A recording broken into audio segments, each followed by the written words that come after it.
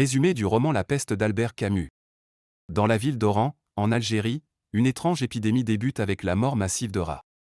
Peu à peu, les habitants tombent malades et succombent à une mystérieuse fièvre, il s'agit de la peste. Très vite, la ville est mise en quarantaine coupée du reste du monde. Le docteur Bernard Rieu, témoin et narrateur anonyme du roman, se trouve en première ligne face à la catastrophe. Homme de science, il refuse de baisser les bras et décide de lutter pour sauver des vies.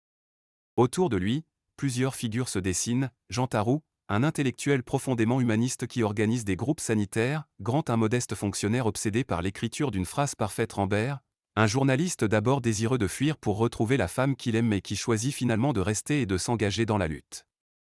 Le père Panelou, prêtre jésuite qui voit dans la peste un châtiment divin avant d'évoluer dans sa pensée face à l'injustice de la souffrance; et enfin Cottard, un homme marginal qui trouve dans le chaos une forme d'équilibre et d'opportunité.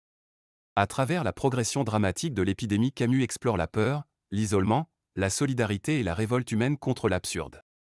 Lorsque la peste recule et que les portes d'Oran se rouvrent, la ville est changée à jamais. Certains personnages ont survécu, d'autres non, mais tous ont été profondément marqués.